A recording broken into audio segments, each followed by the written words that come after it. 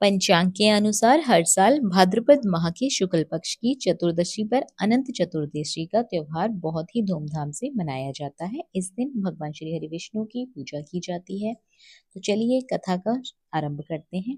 हाथों में पुष्प लेकर श्री हरि विष्णु का ध्यान करते हुए अपने पास जल का एक पात्र रखकर कथा शुरू करते हैं। पौराणिक कथा के अनुसार पौराणिक कथा के अनुसार युधिष्ठिर एक बार राजसूय यज्ञ का आयोजन करवा रहे थे। यज्ञ का मंडप जल में स्थल तथा स्थल में जल की तरह लग रहे थे। यज्ञ के दौरान कई तरह की सावधानियां रखी गई थी, लेकिन फिर भी कई लोग उस मंडप को देख धोखा खा चुके थे। एक बार दुर्योधन मंडप के पास पहुंचे।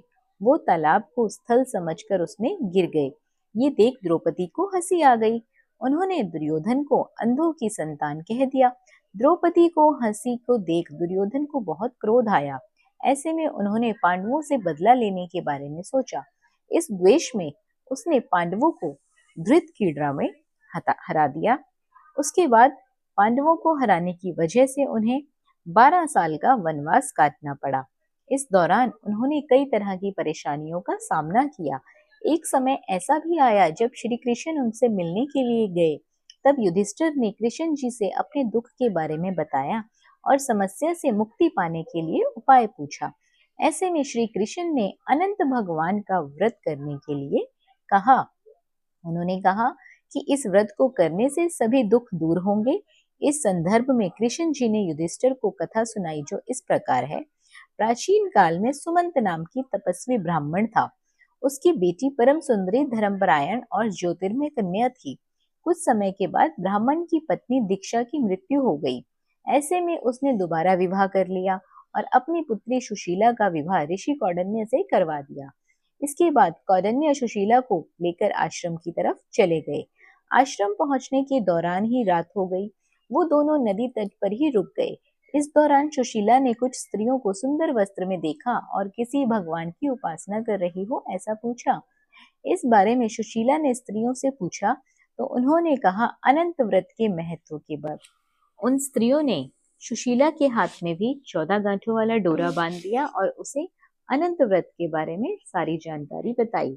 सुशीला अपने घर ऋषि कौंडिन्य के पास गई और उन्होंने जब वो डोरा देखा तो तुरंत उसके हाथ से डोरा उतारकर फेंककर जला दिया। उसके बाद क्या था, उनको काफी दुखों का सामना करना पड़ा। ऐसे दुखों, इतने कष्टों को देखकर ऋषि कौंडिन्य सुशीला से पूछते हैं कि इनका क्या कारण हो सकता है।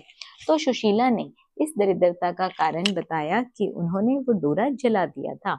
ऋषि कौंडिन्य को अपनी गलती का एहसास हुआ। उस डोरे की प्राप्ति के लिए कई दिनों तक वो वहीं रहे, लेकिन उन्हें सफलता प्राप्त नहीं हुई। लंबे समय तक भटकने के बाद वो भूमि पर गिर पड़े। फिर अनंत भगवान प्रकट हुए। उन्होंने ऋषि कौंडिन्य से कहा कि तुमने मेरा अपमान किया है, इसी वजह से तुमको इस तरह के कष्टों का सामना करना पड़ रहा है। तुम वापस जाओ, सच्चे मन से अनंत व्रत करो। 14 वर्षों के बाद तुम्हें सभी सुख प्राप्त होंगे। ऋषि कौंडिन्य ने अनंत भगवान की बातों का पालन किया। भगवान श्री कृष्ण की आज्ञा से युधिष्ठिर ने भी इसी प्रकार से अनंत व्रत किया था, जिस कारण उन्हें महाभारत में विजय की प्राप्ति हुई और उन्होंने राज्य किया।